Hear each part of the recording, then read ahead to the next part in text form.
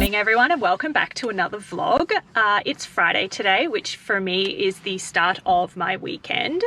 I've been using my Fridays to basically run errands and do a whole bunch of chores that I would usually do on Saturday and Sunday, so that Saturday and Sunday for me are just completely relaxing days. It's really been so beneficial in so many ways because it allows me to come back to work on Monday really actually refreshed. Even though I'm only working from home, there is sort of that mindset that you get a little bit sick of being around the house and being. So today I have a quick gym session which I'm about to run in and do. And then after that I'll run a bunch of errands, and then I'll go home and I'll do some active recovery. On a Friday we have a bit of a family tradition. We have fish and chips for lunch, so we'll have that, and then this afternoon I'll just go out for a walk with my mother and have a bit of an early night. So I will head off into the gym now, and you all see you in a minute.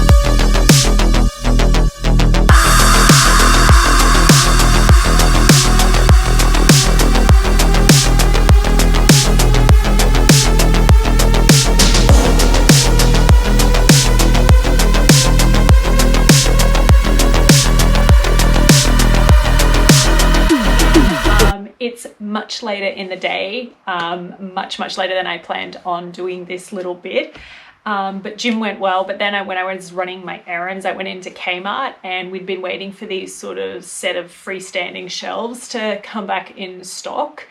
And I checked on the website in the morning and it said they were still out of stock, and I was like, that's fine. I went into Kmart to grab something else, and then I just went by the section they were in by chance, and they had two of them in stock, so I quickly snapped those up. I brought it home, and then as you will see from the next clip, I tried to build them and I had a lot of trouble. I thought it would just be quick and easy because the other ones that are similar to them, I had no dramas. I built them in like 10 minutes, but I ended up spending like 90 minutes on it by myself, and I couldn't get it to work. Like, it just was not coming together. And so then my dad, who's an engineer, he had a look at it, and he was like, well, the holes aren't where they need to be, so that's why nothing's lining up. So he drilled some holes and it was done like 20 minutes later. So that kind of threw my day out because I'd wanted to just come home and then just do all my stretching and that sort of stuff, put my clothes away, and then just watch TV all evening, just chill out all evening. But I have just finished putting all my clothes away. So they're all good. I've packed my bag for training tomorrow. I have to leave a bit earlier because I do have to swing by the office to let the cleaners in. But what I'm going to do now is I'm going to have a shower, and I'm still going to be able to hop into bed early because I really like to hop into bed early on recovery days. And I like to hop into bed early even if it's not like a formal recovery day, and I know I have a big session the next day, and Saturdays are big sessions. They're hills, there's a lot of them, and so it's just good to have a good night's sleep. But I just wanted to take you through quickly the implements I use on recovery day. So I don't strictly have a set like routine for recovery day. I generally try to be guided by what my body needs. So for instance, I have physio every other week on a Friday on my recovery day. This was a week that I didn't have physio. So on weeks when I do have physio, he goes through and like all my sort of older injuries, he checks through them to make sure they're still fine. We talk about anything that is hurting and stuff like that. And then he does sort of go in and loosen a lot of my other areas. Once a month I do get a massage. I do try and get that on Friday. That's obviously been a little bit intermittent because we've been, you know, like in quarantine and we haven't been able to have those services. So I do need to get back into doing that again. But there are a number of implements I do use like on a daily basis, but on a Friday I do try and do some stretching when I wake up, just to sort of loosen my body for the day. And then I try and do a good stretch down after the gym, just if I have time. Sometimes I do have to go off to work and I'll stretch while I'm making breakfast at work, or also we've been having in Queensland, under the level 2 restriction repeals, gym sessions had to be like kept to about 30 minutes. So I was always kind of pushing it. So if I did have time, I'd do stretching. If not, I would come home and do it. And when I stretch, I just stretch areas that are sore. So for me, that's things like hip flexors, the quads, the calves, hamstrings, back, lower back exercises, and shoulders. There's like really one of the best things I've ever found is there is the Nike Training Club app is really quite good. And it has a search function, and you can literally just go and click the browse one, search for like stretching, and it will just take you, there's like a bunch of stretching options. There's actually a particularly good 7-minute one, I think it is. Yeah, 7-minute total body desk detox. I usually do that on a Wednesday evening, just because by then I've had like 2 full days of sitting behind a desk, and I don't sit very well behind the desk. Like I slouch, and you know, I sit with one foot under me sometimes, so I don't have the greatest posture, but it does a lot of upper body stuff. The other thing I do on this app is I also do some yoga. I wanted to do some yoga today, but I don't think I'm going to have a chance to do it. But again, you just search for yoga, and it's got heaps of them there. There's, you know, some of them go all the way up to an hour. Some of them are like 15-20 minutes. You don't have to do a whole one. I usually try and do about sort of like, I stick on a 20-minute one, and I kind of do that and watch something on TV or stream something or watch something on YouTube. And it's not only a good way to sort of help your body recover, but also it helps your mind recover, because you just sort of chill out for 20 minutes or so. The other things that I make a real big effort to use on my recovery days are, of course, a foam roller. Mine has these little dimple things in it. I have one somewhere, I couldn't find it. It's just a plain flat one. This is particularly good after I go and see my physio. I do like to use this because I broke my ankle in November last year, and it did heal very well, but I have a little bit of tendinopathy at the joint because the break was right at the joint line. So he always likes to beat up my calves a lot when we're there. So and he often does like a calf raise max test, just to make sure that the strength is even on both sides. And after I do that, I'm always pretty sore, and if I don't foam roll it out, I sort of limp around the next day. So this is good. I did get this on eBay. I think it was like $20-25, but you can pick them up in Kmart for like $10-12. They're really good. You can do everything. You can do lower back, quads, calves. I actually saw, and I wish I'd saved it, I saw this like quick video on Instagram the other day that sort of, you can use these in certain ways to help your posture, which I was particularly keen on because, like I said, I don't sit well, and I know I don't sit well. The other thing I use is this stretching band. A physio I used to go to gave it to me years and years ago, and this is just really good for sort of stretching out the hamstrings. Just sort of getting that, really make sure you're getting that good range of movement. I also do use it a little bit to stretch out my hip flexors, sort of just put it off to the side of my leg, because obviously being a hurdler, I do need very good hip flexor range. I don't actually know what these are called, but you can use any band, any sort of stretchy band. If you go to the gym, they've got a lot of bands like that. You could use those. This one is, I think it would be like a medium strength. It's honestly lasted for years. I was thinking I probably should look to get a second one and throw it in my training bag, because sometimes I do leave it at home and it's a bit of a pest, because it's brilliant to use when you're warming up. The other thing I do use regularly is, of course, it's called a lacrosse ball. or it does have a couple of other names, but I know it as a lacrosse ball.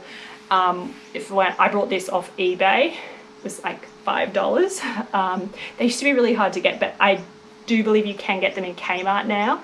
They're basically just like a really hard rubber ball, and they're great for getting into hip flexors. If you've got a particularly sore spot in your back, you can sort of use it to get in there. I also do run my feet over them because I've had, like I said, a broken ankle, but I also had a stress fracture in the other foot, and so I like to keep my arches in good condition, so I use that. But the item that I make use of the most, probably like every night, is my massage gun. So I have two of them, so I'll talk through this one first. This is a Theragun. It is an older model. It's called the Live. It was their basic model at the time. I actually brought this second, and the reason why I brought it was the smallest one I could find to sort of carry around. Theragun have come out with a smaller model since. It is a bit dearer than what this one is, but it's basically like a little triangle. This one only has one speed setting. It's incredibly loud.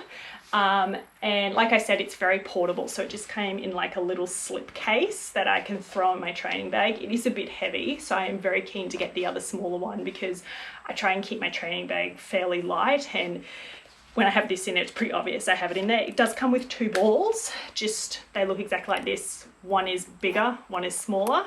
It goes on there. It is very loud. And this is why I usually take it to the training track, because this is how loud it is.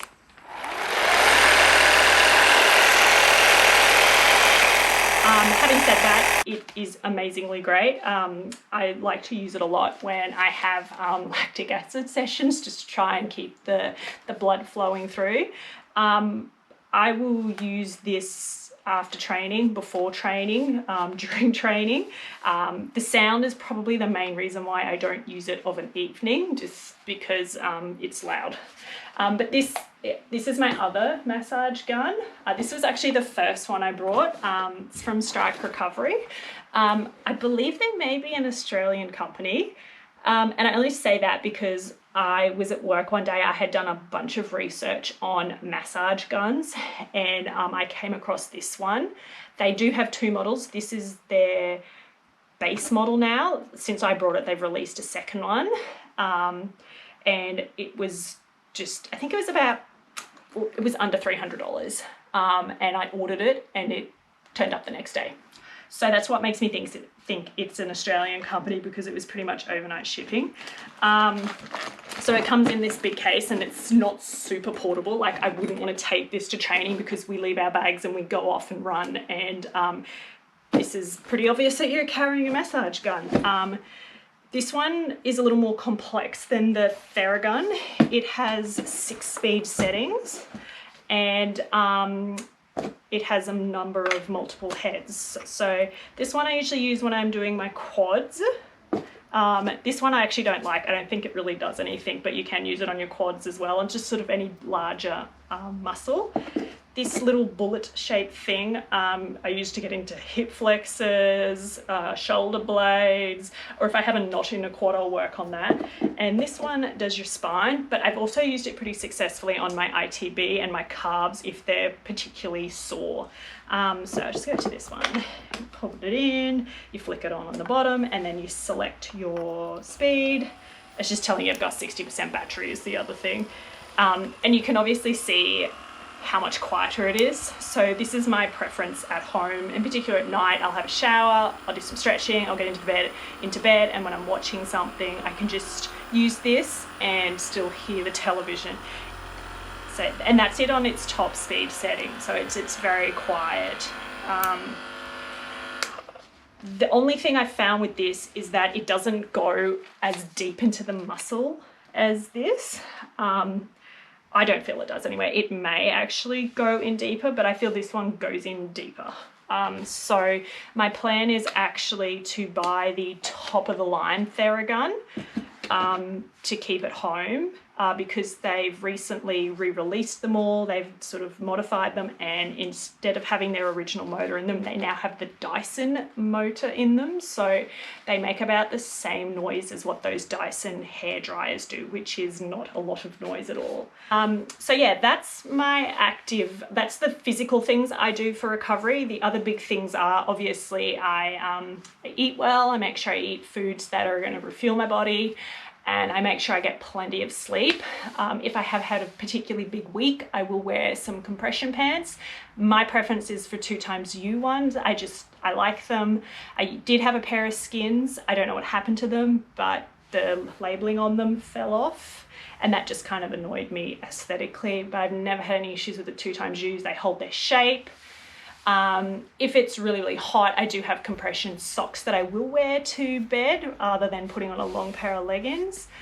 But yeah, and I think overall it's not the physical stuff you do, but it's also the mental stuff you do as well. So I make sure that on my recovery days, I don't try and like do 1,000 things. I try and have a generally easy day. As you've probably seen from this vlog, like I let myself get up when I'm ready. I just take things at a slower pace. So I am going to actually do a little bit more recovery, jump in and have a shower and get ready for bed. So I'm going to end this vlog here. I hope that you enjoyed it. I hope that you took something from it and that you see that there's many different options for recovery. It's not just one or the other. And if you enjoyed this video, don't forget to like and subscribe, and I will see you in my next vlog. Bye.